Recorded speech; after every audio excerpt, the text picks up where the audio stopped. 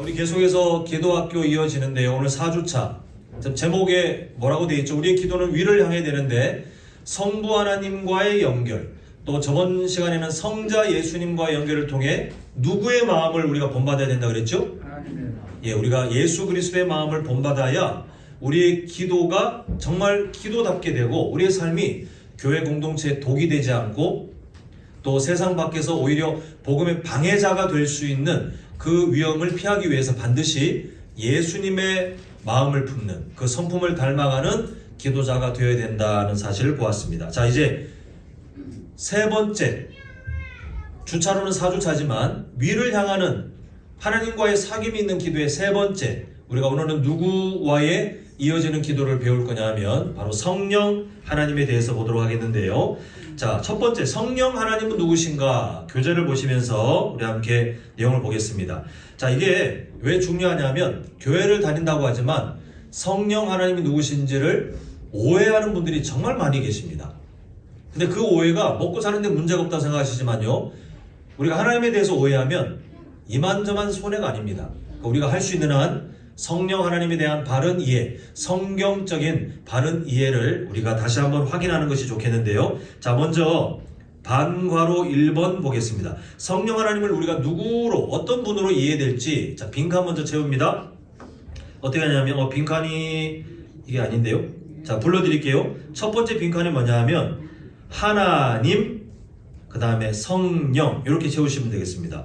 자, 우리가 바라볼 성령님 누구시라고요? 하나님이십니다. 예, 성령님은 하나님이십니다. 그리고 우리 성경 구절의 빈칸은 아버지와 아들과 누구의 이름으로요? 성령의 이름으로 이렇게 적으시면 되겠습니다. 자, 우리가 성령 하나님을 이해할 때 제일 먼저 점검해야 될 것은 그 하나님께서 삼위일체 되신 하나님과 동등하신 분, 하나님을 자꾸 성령 하나님을 마치 하나님의 부하, 예수님의 어떤 심부름꾼 이렇게 생각하는 분들이 계시는데, 성경의 가르침을 보면 성령 하나님은 삼위일체 되신 하나님이라고 고백하는 것처럼 성부 하나님, 성자 예수님, 그리고 성령 하나님이 동등 되신 하나님 그분 자체. 그래서 자꾸 서열로 생각하지 마십시오. 성령 하나님을 서열로 생각해서 어떤 후순위, 성부 하나님보다 못한 하나님 이렇게 보시는 게 아니라 동등하신 같은 하나님으로 우리가 봐야 되겠습니다. 그러다 보니 지금 제시된 성경 구절처럼 마태복음 28장 19절에 나와 있는 것처럼 세례를 베풀 때에 어떻게 베푸냐 하면 아버지와 아들과 여기 싹둑 잘리는 게 아니라 성령님도 함께 그 동등 되심을 우리가 고백하는 것을 보게 됩니다. 자, 이제 반괄호 2번입니다. 인격적 그리고 근심 이렇게 한번 적으시고요. 이 부분이 사실은 제일 조심해야 될 부분입니다. 중국을 배경으로 하는 무협지 소설 같은 거 보면 막 사람이 길을 모으고 막 장풍을 쏘고 이런 내용들이 나오는데, 성령님을 그런 식으로 이해하는 분들이 실제로 계십니다. 우리가 교회에서 흔히 쓰는 말 중에 성령을 부어주소서 아니면 성령 충만합시다, 이 말을 가지고 더 오해하는 분들이 계시는 것 같아요. 마치 성령 하나님을요 어떤 힘, 어떤 기운 이런 것으로 착각해요. 자기도 모르게 착각해버려요. 그 성령 하나님께서 성령 하나님께 우리가 1번에 본 것처럼 하나님과 동등되신 분이라는 사실을 삐걱거리기 시작하면, 그 다음에 지금 두 번째 보고 있는 것처럼 하나님은, 성령 하나님은 마치 하나님이 부어주시는 기운, 에너지, 어떤 힘 이렇게 그렇게 오해할 부분이 있는데 그렇지 않다는 것입니다. 자, 우리 교재에 있는 내용 있죠. 그 아래에 성령님은 단순한 힘이나 에너지가, 우리 같이 한번 읽어보겠습니다. 시작. 성령님은 단순한 힘이나 에너지가 아니라 감정과 지성과 의지를 가지신 어떤 분이에요? 인격적인 분이십니다 라는 사실을 우리가 기억해야 되겠습니다. 그래서 아래 성경이 증거하는 바를 보니까 하나님의 성령을 뭐하게 하지 말라고 했죠? 예, 근심, 어떤 기운, 어떤 능력.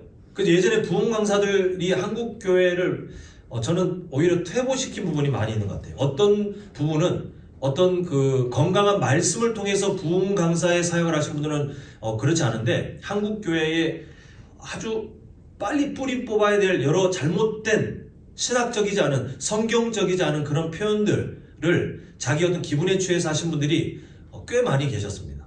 그 제가 예전에 제가 직접 본 것만 해도 막 어릴 때 보면 막 성령 받으라, 막 성령 나간다, 뭘 기운처럼 표현하잖아요. 성령 하나님이 막 그런 거예요. 앞에 부흥 강사가 성령 나간다 그러면 성령이 막 기다리고 있다가 확 나가요. 이런 식으로 성령 하나님을 오해하게끔 만들었는데 성령님은 하나님 그분이신데 인격적이신 분이에요. 그냥 하나님 그분 자체, 우리가 오해하는 것과 다르게 하나님 그분 자체이신데 인격적이신 분이에요. 그 감정도 있고 지적이시고 인격적인 그런 분으로 우리에게 다가오신다. 우리와 함께 계신다는 사실을 절대 잊지 마셔야 되겠습니다. 자, 이제 방과로 3번 빈칸 채우면요, 하나님 예수님, 또 성경에서는 하나님 그리스도, 이렇게 보겠는데요.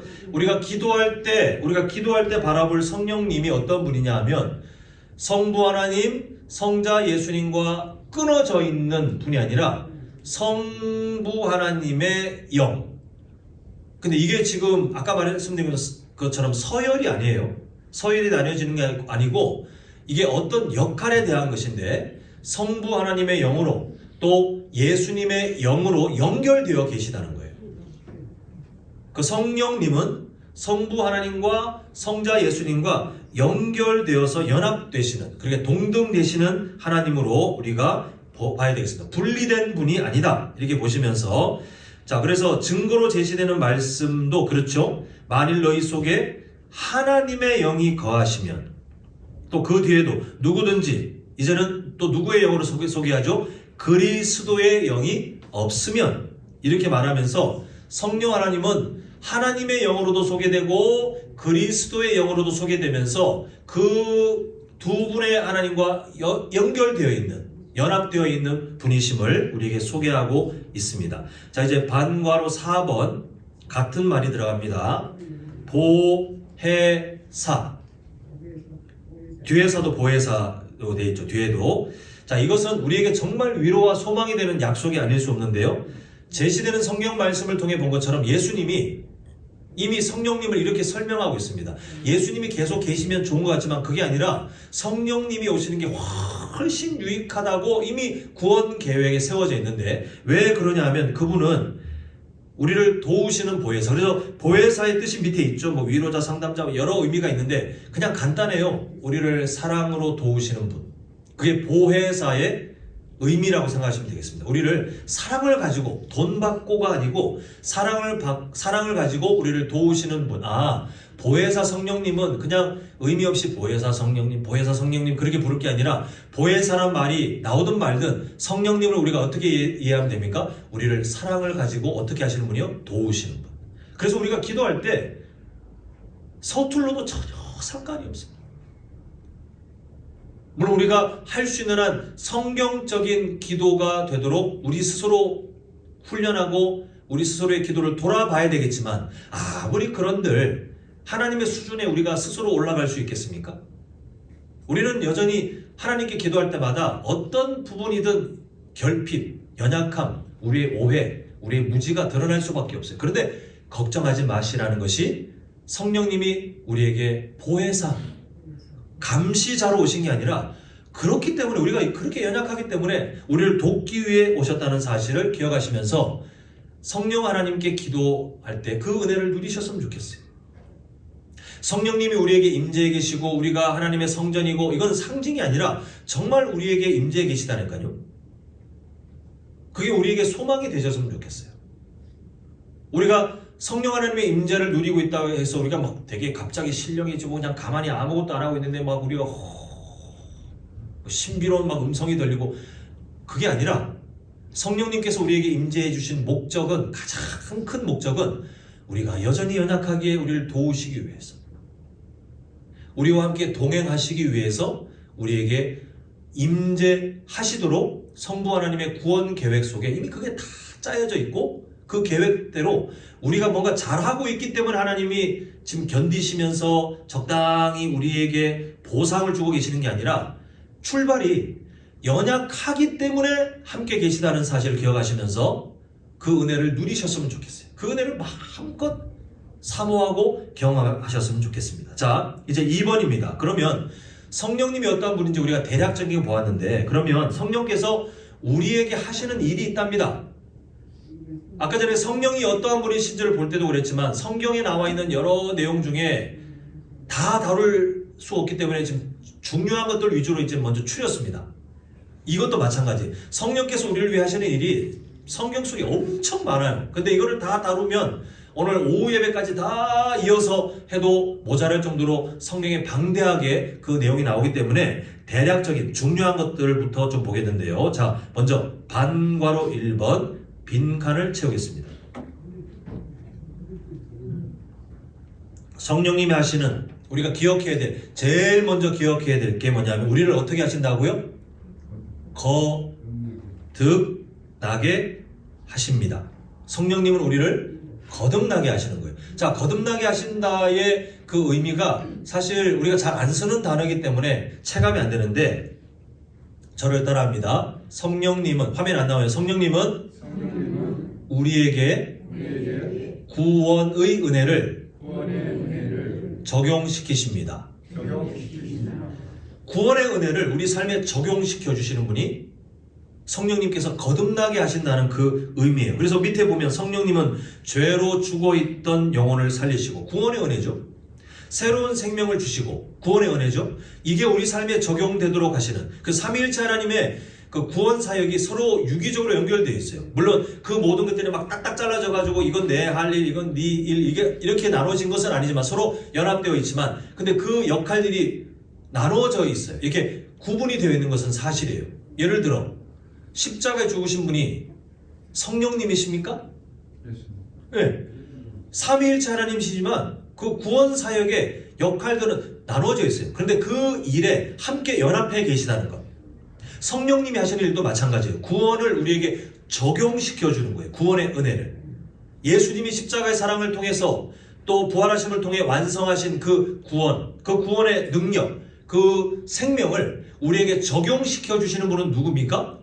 예. 근데 그렇다고 해서 성부 하나님과 성자 예수님이 팔짱 끼고 구경하고 계시는 게 아니라 함께 연합하여 그 일을 이루어 가시는데, 주로 그 일들을 하시는 분은 바로 성령 하나님, 이렇게 이해하시면 되겠습니다. 자, 그래서 밑에 증거로 제시되는 말씀처럼 사람이 물과, 이제 이게 세례의 의미죠. 성령으로 나지 아니하면 하나님의 나라에 들어갈 수 없다라고 우리에게 구원의 은혜를 적용시켜주는 그 성령님을 말씀하고 있습니다. 자, 다음 반괄호 2번. 자, 이것도 아주 중요합니다. 자, 빈칸 먼저 채울게요. 성령님께서 우리에게 어떤 분이시냐면 우리를 어떻게 시키신다고요? 성화. 성화는 다른 말로 표현하면 성장이에요. 성장. 성화라는 말이 우리에게 어감이 빨리 안 닿는다면 성장. 우리를 성장시키시는 그 하나님이십니다. 자, 만약 반괄호 1번 우리에게 구원의 은혜를 적용시키는, 우리를 거듭나게 하시는 일만 성령 하나님이 하시는 일이라면 우리는 사실 절망이에요. 구원의 은혜가 적용됐는데 여전히 우리 다 인정하시잖아요. 우리는 이미 예수 그리스도를 믿고 우리의 소속이 죄의 나라에서 하나님의 나라로 소속이 완전히 변경되었죠. 그래서 우리는 이미 하나님 나라의 백성이 되어 버렸어요. 이게 성경의 가르침. 나중에 하는 거 보고, 내가 너희들 하는 거 보고 나중에 도장을 찍어줄까 말까 내가 한번 보고 있다, 이게 아니라 성경은 순서가 바뀌어 있어요. 아예 도장을 찍어놓고 우리를 바꿔 가시는데, 근데 그 바꿔 가시는 은혜가 우리에게 없다면 우리는 절망이에요. 소속은 하나님의 나라 백성으로, 하나님의 자녀로 바뀌어졌는데 우리는 달라질 능력도 없고 여전히 절망, 여전히 예전의 죄의 습관들에 사로잡혀 어떻게 벗어날 방법이 없고 소속만 바뀌어 있다면 이상하잖아요. 근데 하나님께서는 우리를 그렇게 내버려 두지 않으시고 우리를 도우시는 분, 아까 전에 말씀드린 것처럼 연약하기 때문에 성령님을 우리에게 보내주셔서 성화, 성장시켜 가도록 하시는 것을 보게 됩니다. 저희 딸이 지금 이제 유치원 마지막 학년, 내년에 학교 간다고 자기는 마치 더 큰 어른이 될 것처럼 생각하고 있지만, 아유, 택도 없습니다. 아직 보면 뭐 밖에 여기 시멘트 바닥 뛰어가는 것도 불안해. 넘어지면 또 다 까일까봐 불안하고, 뭐 시켜도 어른의 시각으로 보면 둔하고 섬세하지 못하고 아직도 그래요. 그런데 제가 현재 시점에 저희 딸을 바라볼 때 아직 연약하다라고 해서 제가 절망할까요? 아니면 앞으로 자라갈 것을 이미 알고 있을까요? 네, 절망 안 해요. 이미 알고 있어요. 이미 알고 있습니다. 자연적인 성장 과정을 통해 지금 뭐 밖에 내놔도 가다가 넘어질 게 뻔하고, 계단을 내려가도 이게 그냥 손 안 잡고 가면 앞으로 넘어질 수 있는 위험이 높아지고, 그리고 제 딸아이가 야 너 혼자 저기 롯데마트 가서 뭐 사와라 제가 심부름을 시킬 수 있겠습니까? 위험한 게 천재. 나중에 장성하면 자기가 할 어떤 일들을 외부에서 마음껏 하겠지만 지금은 아니에요. 지금은 아니라는 것을 제가 알잖아요. 그러나 내 딸이 왜 그러지? 왜 아직도 혼자 못 돌아다니지? 왜 계단을 내려갈 때 불안하게 만들지? 이렇게 절망에 빠지지 않는 이유가 나중에 점점 자라서 언젠가는 전혀 문제없이 한 사람의 삶을 자기가 알아서 살아낼 거를 제가 이미 알고 있기 때문에 불안하지 않아요. 제 딸 본인은, 뭐 제가 물어본 건 아니지만 제 딸 본인은 나는 왜 아빠 엄마처럼 뭘 못하지? 나는 왜 이렇게 자기가 어떤 자격지심에 빠질 성격 아니지만 빠진다 할지라도 저는 제 아이의 절망을 그냥 두지 않을 거예요. 너 괜찮아. 점점 잘할 거예요. 하나님이 우리에게 대하시는 마음이 그래요. 자, 성도님들께서 구원관을 잘 이해하셔야 되는데, 이거는 제가 왜 매번 기회가 있을 때마다 강조하냐면, 우리 안에, 한국교회 안에 잘못된 구원관이 스며들어 있어서 자꾸만 불안한 구원 생활을 하고 있어요. 불안한 신앙생활을 해요. 눈치 보는 신앙생활을 해요. 이건 아니에요. 그래서 제가 기회가 있을 때마다 말씀드리는데, 우리는 뭘 잘해서 구원받은 사람이 아니죠. 하나님께서 아예 창세전부터 우리를 구원하기로 작정하시고 예수님을 믿게 해놓으신 거예요. 믿게. 우리 스스로 예수님을 믿을 능력이 없기 때문에 어느 때가 되었을 때 어느 방법을 통해 우리에게 예수님 믿을 수 있는 마음을 주신 거지, 내가 뭔가 잘나가지고 내가 오늘부터 교회를 좀 다녀볼까? 그거 착각이잖아요. 그거 아니에요. 하나님께서 성경을 통해서 말씀하시는 바를 보면 우리를 부르셨다, 예수님을 믿게 하셨다라고 하고 있습니다. 그러므로 예수님을 믿게 하신 분이 하나님이신데 그분이 우리에게 구원을 줄까 말까 망설이거나 우리의 구원이 실패된다? 이거는 하나님을 무능력한 하나님으로 만드시는 거예요. 성도님들께서 예수님 믿게 되신 것이 맞다면, 교회 출석하고 있는 걸 말하는 게 아니라 정말 예수님 믿게 되신 것이 맞다면 이미 하나님의 자녀라는 도장이 찍혀 있고 하나님 나라의 백성이라는 소속이 완전히 이미 바뀌었어요.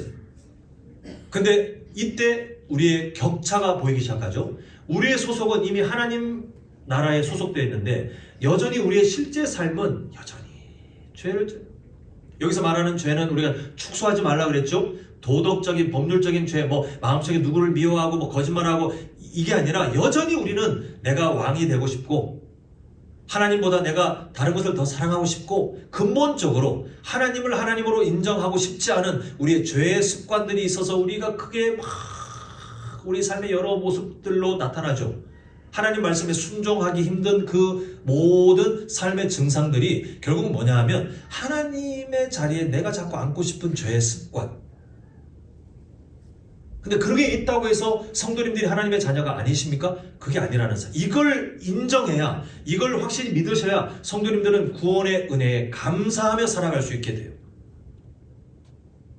그러므로 성도님들, 성령 하나님이 우리에게 왜 임재 계신지를 꼭 기억하십시오. 우리를 감시하며 점수를 매기고 있다가 너희들 아무래도 안 되겠는데 구원을 박탈. 이건 하나님의 일하심에 없어요. 이렇게 말하는 것은 다른 종교 또는 다른 교단의, 죄송하지만 저는 그게 잘못된 구원관이라고 믿는데요. 그건 잘못된 구원관이에요. 하나님은 우리에게 구원의 은혜에 감사하여 더 순종하고, 구원의 은혜가 감사하기 때문에 더 자신을 돌아보고 회개하고, 구원의 은혜가 너무 감격스럽기 때문에 내가 어떻게 거룩하게 살지를 평생토록 고민하며 살아가야 한다는 것이 하나님의 말씀의 가르침인데, 그거를 돕는 것조차도 하나님은 성령 하나님을 통해 우리에게 은혜를 통해서 이끌어 가시더라. 그래서 우리가 지금 증거로 제시되는 말씀이 이렇게 되죠. 영으로서 성령 하나님을 말합니다. 성령 하나님의 도우심으로 이렇게 이해하시면 되겠는데요. 성령 하나님의 도우심으로 몸에 무엇을 죽여요? 행실을 죽이면 우리가 살리니. 이게 뭐냐 하면 우리 몸이라고 해서 이 몸이 더러운 게 아니고 우리에게 죄의 습관이 여전히 남아있는데, 과거의 죄의 나라에 살고 있던 우리의 습관들이 남아있는데 성령 하나님이 돕지 않으면 안 돼요. 그러므로 우리는 성령 하나님의 도우심을 의지하여 이 몸의 행실, 죄의 습관들과 싸우면서 그것들을 죽이며 살아갈 때 우리가 예수님 믿는 사람답게 살 수 있는 그 삶의 폭이, 깊이가 더 성장하게 된다는 말씀을 보게 됩니다. 자, 이제 방과로 3번 빈칸을 채우도록 하겠습니다. 예, 성령 하나님이 어떤 일을 하시느냐? 우리는 하나님의 말씀을 스스로 깨달아 알 수 없다라고 제가 기회가 있을 때마다 말씀드렸죠. 그 좋은 예로 과거의 예수님 시대의 그 종교 지도자들, 우리보다 더 성경을, 우리보다 더 정확하게 성경의 의미를 알고 있지만 예수님을 몰랐잖아요. 왜냐하면 하나님께서 깨닫게 해주시지 않았기 때문에 그래요. 지금도 우리보다 더 성경을 많이 아는 신학자들, 신학자라고 해서 다 예수님 믿는 게 아니거든요. 성경 자체를 글자로 번역하는, 그런 해석하는 사람들이 있지만 그들은 예수님 믿는 사람이 아닙니다.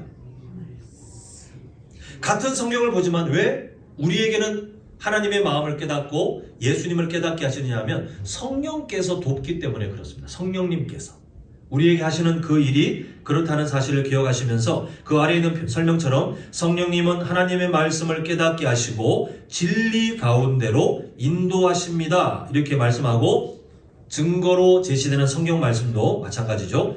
예수님 말씀처럼 그러나 진리의 성령이 오시면 그가 너희를 모든 진리 가운데로 인도하시리니. 성령님이 안 도우면 우리는 성경 아무리 암송해도 의미가 없어요.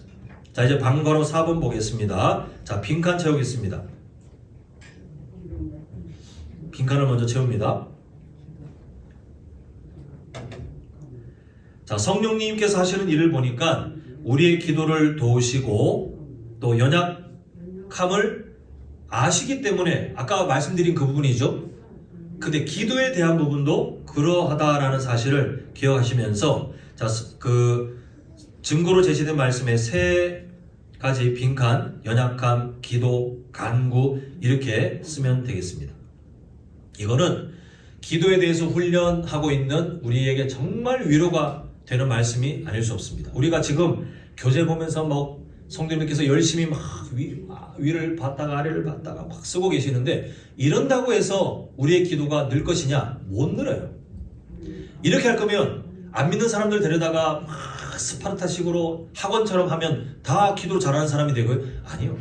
우리가 이렇게 하는 것은 성경이 이런 말씀을 하고 있구나를 우리가 찾아내며 그 약속을 붙드는 거지, 결국은 누가 도우셔야 돼요? 우리의 기도조차도 성령님이 도우셔야 우리의 기도가 변화돼요. 우리의 기도가 성장하게 돼요. 그래서 앞으로 성도님들께서 기도할 때마다 항상 겸손하게 어떤 기도를 하시든, 새벽 예배든 아니면 예배 때 우리가 기도합시다라고 할 때도 마찬가지로 하나님 저의 기도를 도와주시옵소서. 우리는 그렇게 할 수밖에 없어요. 우리의 직분이, 우리의 교회를 다닌 그 연수가 우리의 기도를 돕는 것이 아니라 우리에게 임재해 계신 성령님이 우리를 도우셔야 우리는 기도가 변화되고 성장할 수 있다는 사실을 꼭 기억하시면서, 그러나 두려워하지 마시고 부끄러워하지 마시고 걱정하지 마실 것은 그 일을 하시도록 누가 우리에게 임재해 계세요? 성령 하나님이 그거 하시려고, 우리가 그거 연약하니까 그거 도우시려고 함께 계시다는 사실을 기억하시면서 마음껏 하나님의 은혜를 누리셨으면 좋겠습니다. 자, 이제 방과로 5번 보겠습니다. 빈칸부터 채우면, 성령님은 우리에게 뭘 주시죠? 능력을 주시고 뭘 감당하게 하시죠? 사명을 감당하게 하신다. 자, 우리 아래에 있는 내용을 한번 같이 읽어보겠습니다. 성령님은, 시작. 성령님은 성도들에게 능력을 주셔서 하나님의 뜻을 뭐하게 하십니까? 예, 이루게 하셔요. 자, 한번 여쭤볼게요. 하나님께서 창세전부터 성도님들을 딱 정하셔서 부르신, 예수님을 믿게 하신 그 예수님의 십자가 사랑이 보통 비싼 가격입니까? 값없이라고 하지만 그 가격 자체는 엄청 비싸지 않습니까? 값으로 매길 수 없는 예수님의 생명 그 자체인데, 그걸 그냥 아낌없이 지불하여 성도님들을 하나님의 자녀로 부르신 이유가 무엇일까? 아, 봤더니 야, 너 좀 재능 있네. 나중에 나한테 좀 도움이 되겠어. 야, 너 나중에 헌금 좀 하겠어. 이거 좀 틀린 말이에요. 그냥 제가 비유해요. 너 나중에 와가지고 교회에 좀 기술이 좀 있으니까 이거 좀 도움이 되겠어. 하나님이 그거 계산기 두드려가지고 우리를 부르셨습니까? 우리는 사실상 우리 자체가 하나님 나라에 어떤 도움이 별로 안 돼요. 하나님께서 인간의 어떤 기능을 따져서 부르신다면 지금 뭐 공부 잘하고 어떤 기술이 최고치에 있는 사람들 불러다가 여기에 전공자들만 음악하고 그리고 달변인 사람 설교자로 세우고 그리고 머리 좋은 사람 딱 어떤 행정을 하게 하고 이렇게 하지 않겠습니까? 근데 우리 보십시오. 세상적으로 뭐 어떤 분은 다 종교만 하시겠지만 그러나 세상 전체의 순위로 따지면 우리 자랑할 거 별로 없어요. 자랑할 게 하나도 없어요. 근데 왜 하나님은 우리를 사명자로 부르셨을까? 그 이유는 우리의 기능이 탐나서가 아니라 하나님의 계획은요. 우리가 없어도 하나님의 나라 다 굴러갑니다. 그런데 왜 우리를 굳이 하나님이 부르셔가지고 때로는 말 안 듣는 우리를 훈련시키시고 때로는 말 안 듣는 우리에게 다시 하나님의 말씀을 주시고 그렇게 우리를 깎아서 그렇게 미련한 우리를 하나님의 나라의 그 사역들에 동참을 시키냐 하면 그래야 우리가 그 은혜를 알잖아요. 우리가 그래야 하나님 나라에 소속된 사람답게 사는 방법을 배우고 그래야 하나님의 일하심을 눈으로 목격하고 여전히 내 삶이 하나님께 연결되어 있음을 그래야 우리가 알 수 있기 때문에 하나님은 우리의 기능이 탐나서가 아니라 우리에게 은혜를 하나님의 역사심을 볼 수 있는 복을 경험케 하시려고 계속해서 우리를 사명지로 부르시고 우리에게 비전을 주시고 우리에게 꿈을 주시고 우리에게 하나님의 역사가 나타나는 자리를 자꾸 때로는 막 등 떠밀듯이 하나님이 밀어가시는 것을 보게 되는데 그러나 하나님은 그렇게 해놓고 네가 살아남으면 나의 자녀요 이렇게 하시는 게 아니라 우리를 부르셨지만 그 일을 감당할 수 있는 능력을 누가 주시는 거예요? 또 하나님이 주시는 거예요. 근데 그 일을 누가 하시느냐? 우리에게 임재 계신 성령 하나님이 우리를 살피시며 우리가 사명, 우리의 비전을 감당할 수 있는 능력들을 허락하시면서 우리가 그렇게 성장해 가도록 돕고 계시는 것을 보게 됩니다. 그 증거가 지금 사도행전 1장 8절이 증거 구절로 나와 있잖아요. 오직 성령이 너에게 임하시면. 이거 누가 하신 말씀이죠? 예? 누가 하신 말씀이에요? 누가 하신 말씀일까요? 예, 제가 이 질문을 이렇게 깊게 질문할 줄이야 생각도 못했습니다. 이게 어떤 상황입니까? 예수님이 승천하시기 직전.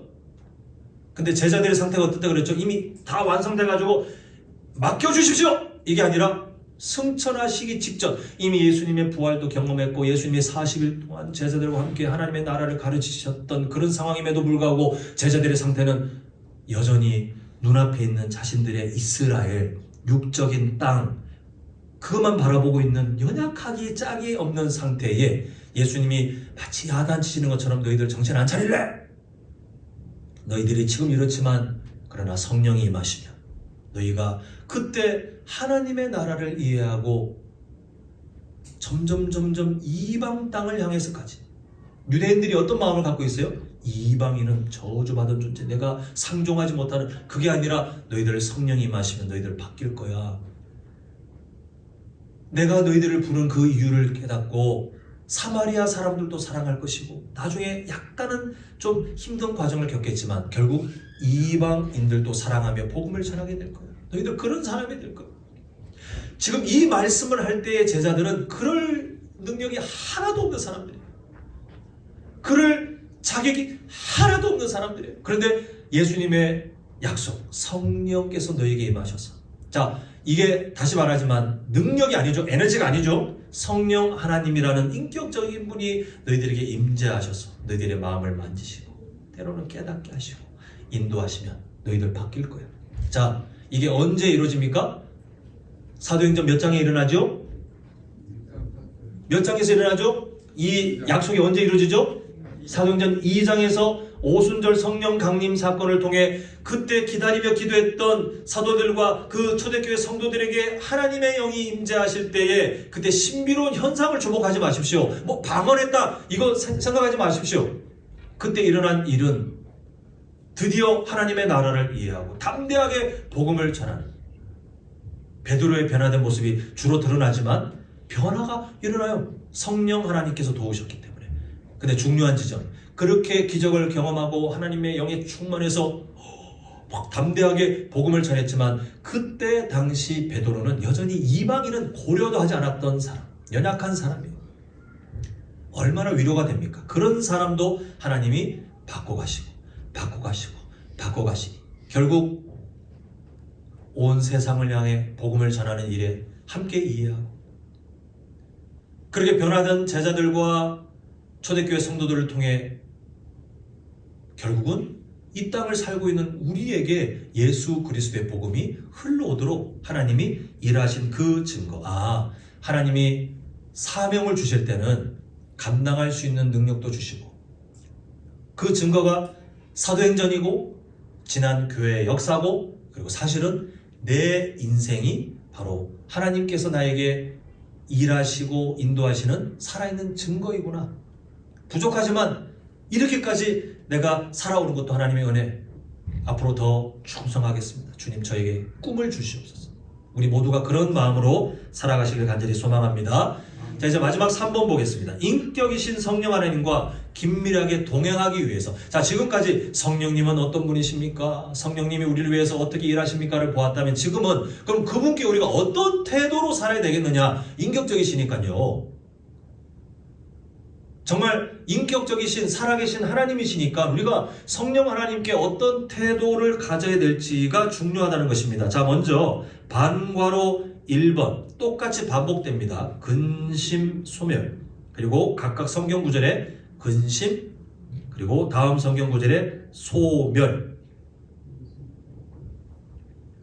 우리가 성령 하나님께 어떤 태도를 가지고 살아야 될지를 묻는 것인데, 자, 첫 번째 증거로 제시된 말씀을 보면요, 에베소서 4장 30절 상반절 뭐라고 되어 있죠? 하나님의 성령을 뭐 하게 하지 말라? 근심하게 하지 말라. 자, 우리가 성령 하나님의 임재하심을 누리고 살고 있어요. 우리가 다시 말씀드립니다. 우리가 성령 하나님의 임재하심을 누리며 살고 있어요.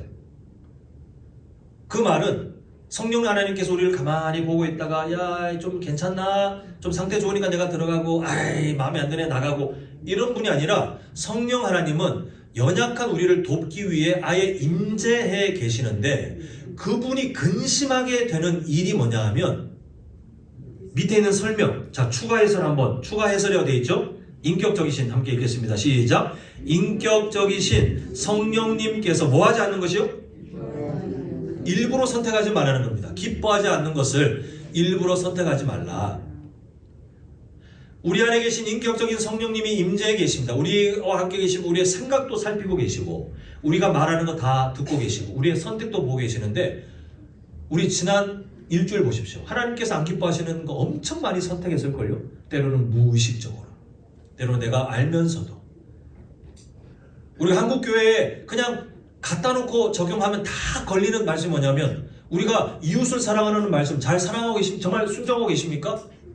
우리 교회 안에 막 관계가 얽혀있고 우리가 막 불편하고 때로는 마음에 안 들고 여전히 그런 감정들이 있지 않나요? 다 불순종이에요. 죄송하지만 성도님들을 정죄하는 게 아니라 우리에게 남아있는 연약함이에요. 근데 알고 계셔야 돼요. 그게 불순종인 것을.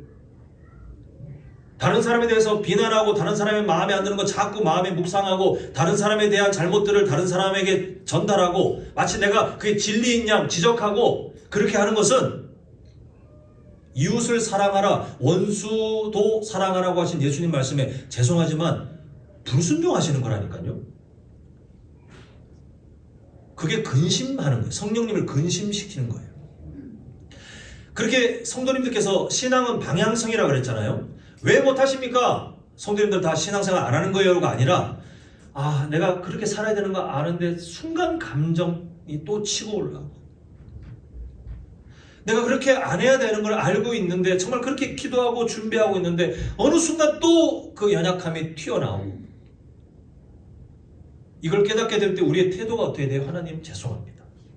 하나님이 안 기뻐하시는 마음, 생각, 언어들이 자꾸 나오고 주님 저를 용서해 주시옵소서. 우리 그렇게 살 수밖에 없잖아요. 기도하고 하나님이 기회 주실 때 하나님께서 우리에게 이웃을 사랑하라 우리를 도우십니다. 근데 돕는 게 뭐냐면 내가 그냥 가만히 팔짱 끼고 있는데 막 다른 사람이 다 사랑스러워지는 그런 마음을 주셔요? 아니요. 이웃을 사랑하라 하신 다음에 이웃을 사랑해야 하는 자리를 자꾸 주십니다. 자꾸. 이제 저희 딸이 이제 초등학교 이제 내년에 들어가면 또 학교에 과제를 배워가는데 들어가서 막 천재적으로 막 모든 교과 과목의 내용을 미리 다 알고 할까요? 하다 보면 또 놓치는 거 있고 1학년이지만 연약함이 있겠죠.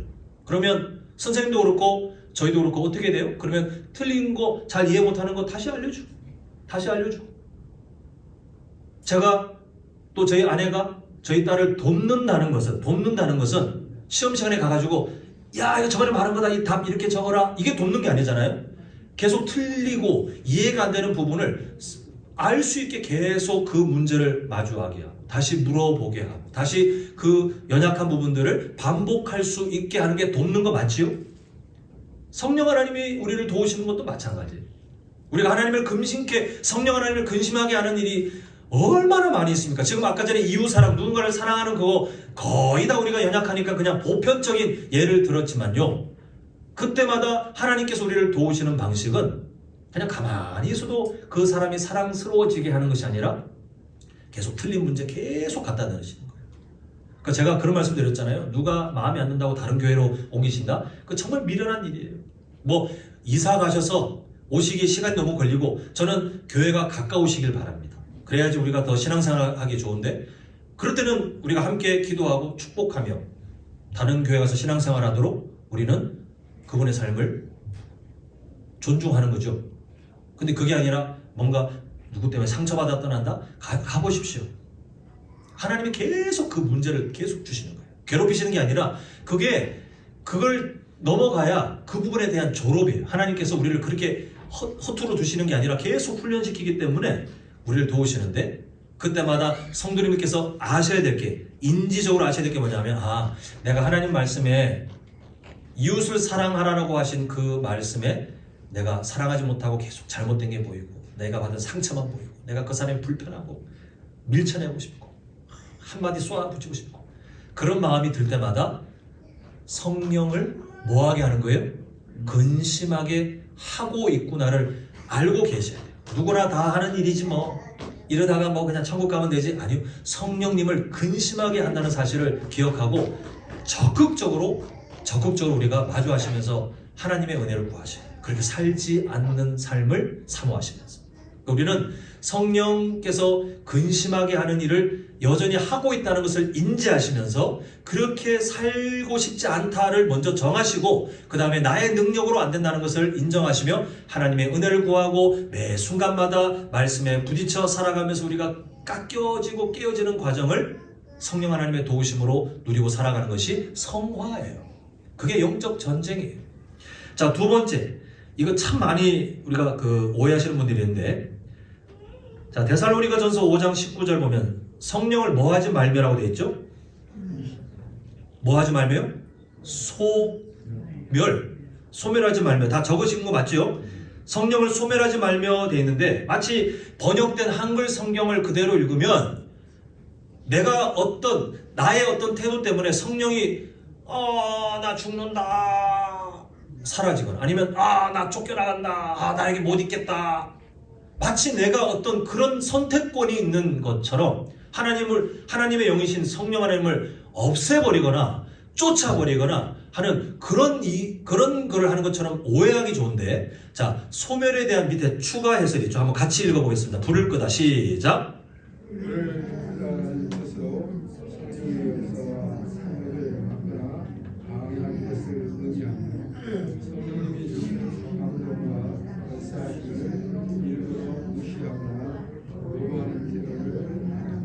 자, 먼저 말씀드리면 예수님을 정말 믿게 되신 분들은 이 삶을 살기가 오히려 힘들어요. 우리의 연약함, 죄의 습관 때문에 성령님을 근심하게 하는 일은 우리가 무의식적으로 아니면 알면서도 이렇게 순간순간 우리의 죄의 습관들에 패배하는 경우는 있지만, 성령을 소멸한다는 것은요, 성도님들께서 어떤 양심의 가책도 없이, 예를 들어 예배 시간에 와가지고 나 오늘 예배 안 할 건데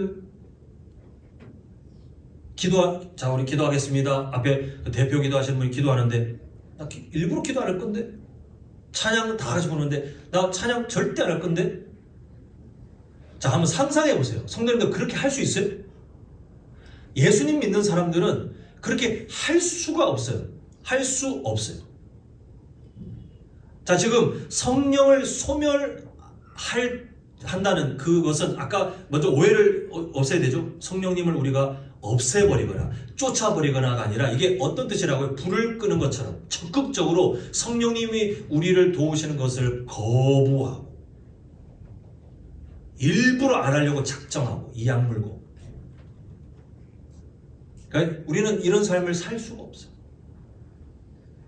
자, 성도님들께서 딱 상상하셨을 때, 야, 내가 한 번쯤은 내가 기회가 있을 때마다 한번 성령님하고 내가 한번 대판 거역해봐야지, 이런 생각이 드신다면, 상상을 해보는데 그런 생각도 들고 그렇게 할 수 있을 것 같다는 막 의지가 막 생기신다면, 그때는 고민해 보셔야 돼요.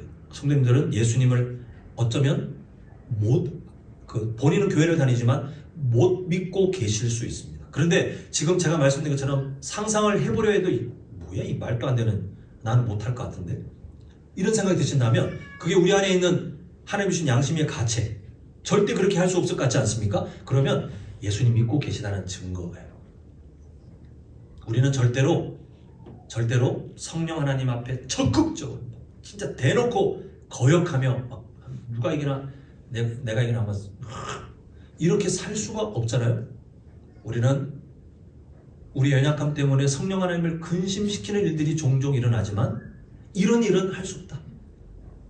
그러므로 성도님들께서 내가 이런 마음을 먹지 못하는 것도 사실은 하나님의 은혜구나. 안 믿는 사람들은 이렇게 하라고 하면 그게 뭐 어렵다고, 나 성령 이렇게 아예 대놓고 어떤 양심의 가책도 못 느껴요. 왜냐하면 그 안에 예수 그리스도의 그 생명이 없기 때문에. 스스로를 한번 돌아보시면서 최소한 우리가 하나님 말씀이 가르치는 방향으로 못 살아갈 때 자기를 정죄하는 게 아니라 내가 또 내 안에 계신 성령님을 근심케 하는 일을 하는구나. 빨리 정신 차리시고 이제는 눈치 보고 아니면 자기를 정죄하면서 나는 글러먹었어, 내가 이렇게 사는 걸 보니 나는 구원받은 사람이 아니, 이런 이상한 구원관 붙들지 마시고 내가 성령님을 근심케 하고 있구나. 하나님 저 도와주십시오. 저 바르게 살고 싶어요. 그 은혜를 구하면서 우리가 겸손히 걸어가는 우리 모두가 되셨으면 좋겠습니다. 자, 이제 마지막 반괄호 2번 빈칸 채웁니다. 보면 은혜.